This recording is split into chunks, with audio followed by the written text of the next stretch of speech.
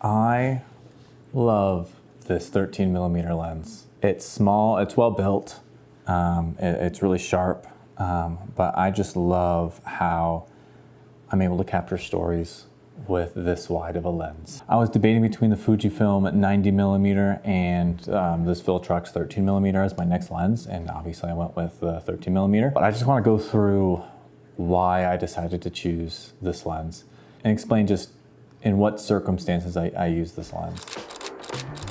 I'm Andrew Selby and welcome to The Philosophy of Photography.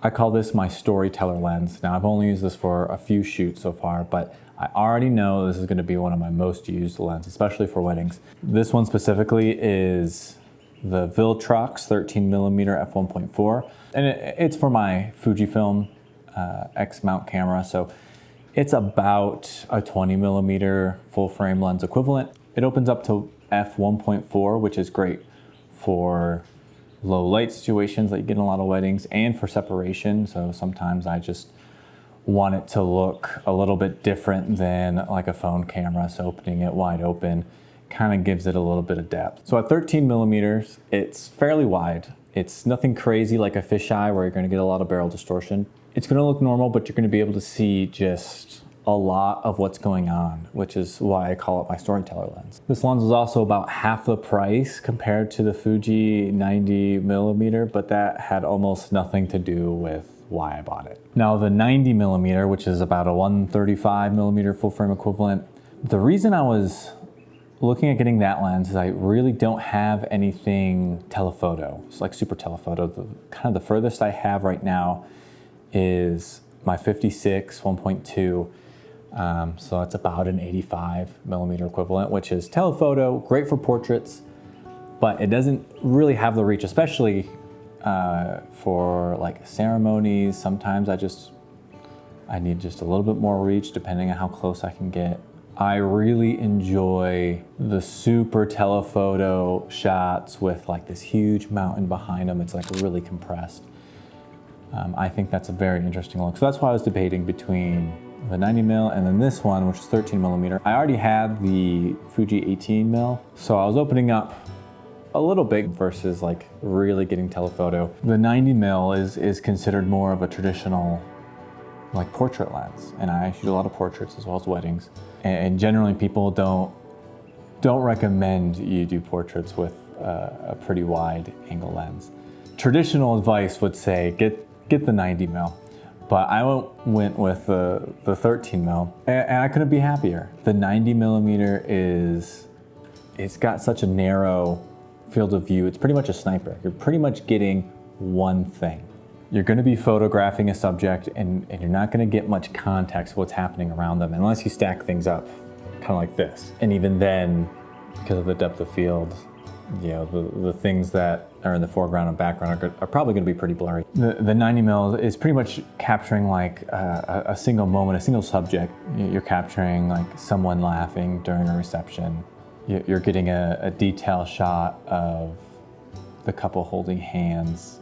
Here in Colorado, we have great mountains, so if you're outside and you've got plenty of room to work with, I can be pretty far from my couple and they could be walking. And with that lens, because it's got so much compression, it's really gonna bring those mountains, it's gonna make them look massive behind them.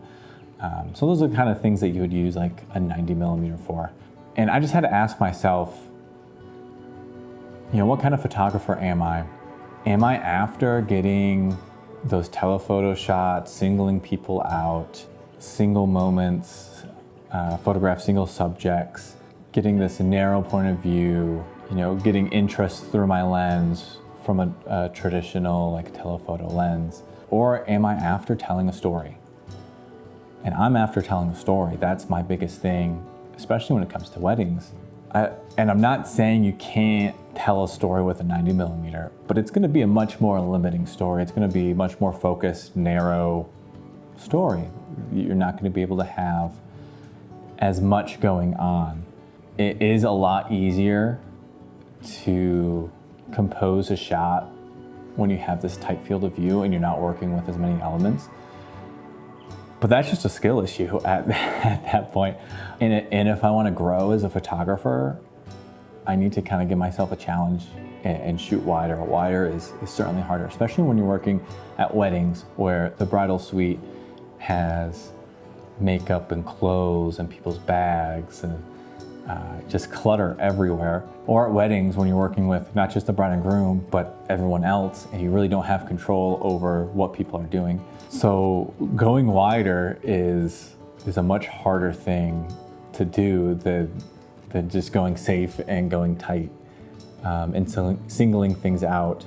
You can make really interesting and beautiful photos with a 90mm. I'm probably gonna get that lens next just because I do want that option. But I don't think I would use the 90mm as much as I'm gonna end up using this guy. As I've grown as a photographer, I've been favoring wider and wider images, especially for weddings. It lets me get up close, which makes the viewer of the photograph feel like they're kind of entering the scene, they're kind of a part of it. And it just allows me to show the context of the photo. If someone's laughing, I can capture the person who's laughing and the person that they're laughing with. If a couple's cutting their wedding cake, I can get the wedding couple and all the people that are watching them in a single photo. I don't have to turn and get two separate shots. So you're combining these elements together to tell a much fuller and richer story that has more than just a single subject. When I'm photographing details, I can get the detail shot like a bouquet of flowers with some other decorations as well. It's not just gonna be the one single thing. That's what we should strive to do as photographers, is telling a more complete story in each of our photographs. And this is gonna be a bit of a tangent, but one of my biggest pet peeves when it comes to working with other photographers, and I'm not trying to badmouth anyone here, but when the couple is doing their first dance, I don't want to get like the backs of people's heads with the couple dancing.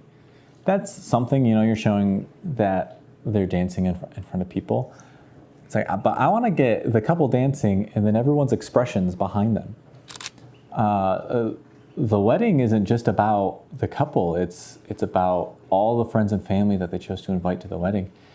So the shot to get when a couple is doing their first dance is behind the couple, you know, the couple's dancing, and then all the guests are in front of them there.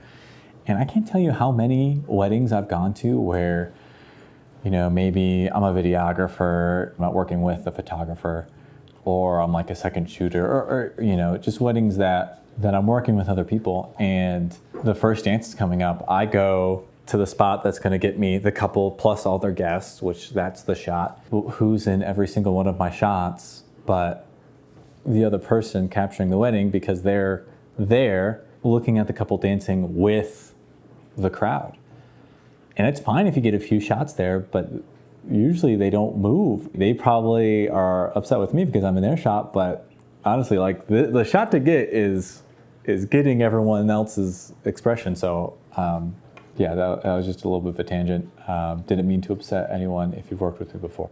And I've learned to communicate a little bit better with my colleagues when I work with them, just so we don't end up in each other's shots. But yeah, just something that I noticed not every photographer or videographer does. And mainly I'm just frustrated that they're not getting the better shot. If they're getting the video, I'm getting photos, it's like, they're gonna want this for the video too. Now my previous widest lens was my 18mm. I still love that lens. Technically, it's probably one of my best lenses that I have. And I use it when maybe we have a little bit more open spaces. I don't wanna get so close to people. I don't wanna get like right up in their face. I'll often pair it with my 56mm. That way I can get wide story shots, tighter insert shots. And it's still a great lens. It's pretty much the same focal length as the iPhone camera, so it can feel a little bit more common, a little bit closer to a normal focal length. So you do have to work a little bit harder with your compositions to make things look interesting. The lens isn't gonna be interesting on its own, but it's a great lens. Not quite as wide, so you're not gonna get the dramatic shots coming at you that like you can get with a wider angle lens. And I'll pair that with my 56mm. And then if I'm like in a tighter space, I'll do this 13 mil with my 33 mil because I still want to be able to get the whole scene. But yeah, the 18 mil doesn't quite have the same wide angle look. I chose to go with the 18 mil over the 23 mil, again, kind of for the same reasons as I want to just get wider. I would say I would kind of use that in like a 35 millimeter equivalent situation. So what's great about wide angle lenses is you've heard of lens compression from telephoto lenses where it really kind of brings the background like right up close to the subject. Well, wide angle does the opposite. It exaggerates this. It's called perspective exaggeration. And what's great about that is when something's like close up to the camera, it's gonna look really big, and then something that's just a little bit further out is really gonna kind of shrink down and look small. So you can really emphasize a detail just by making it big. This is going to highlight your subject, make them stand out from the background just because they're gonna be the biggest thing in the frame. Whether that's a person or a detail of like a wedding ring, a bouquet, it's going to create interest just because of the lens. You have to learn how to use the lens to manipulate that interest, but it's not a normal focal length where all the interest comes from your composition. So the perspective distortion is the other reason why I went with the wider of the two options. And I did a shoot a couple days before I bought this lens, an engagement shoot. It was like a really cool sunset. And what I was wanting to go for, this kind of dramatic, them kissing, and then just the sunset kind of up above them. I had my 18 mil on. I kind of got that effect. It wasn't as dramatic as I was hoping it would be. And if I had this 13 mil, it just would have been like so much more sky, which can just kind of create a really good dramatic image. So those are kind of the reasons why I chose this lens over the telephoto option. Again, this is Viltrox. It's a great lens. It's well built, everything like that. The stuff's definitely important. But whenever I'm looking at a new piece of gear, I'm asking how it's gonna help me tell a better story. And my next lens will most likely be that 90mm f2. It's gonna be a much more specialized lens, and I'm not gonna use it as much as I'm gonna use this. My next video is gonna be about why prime lenses make you a better photographer. So stick around for that, hit subscribe, hit like. On this channel, we're gonna talk about the philosophy of photography and kind of we're going to talk more about the whys of photography rather than the hows. So if that sounds interesting to you, hit subscribe and I look forward to seeing you in the next video.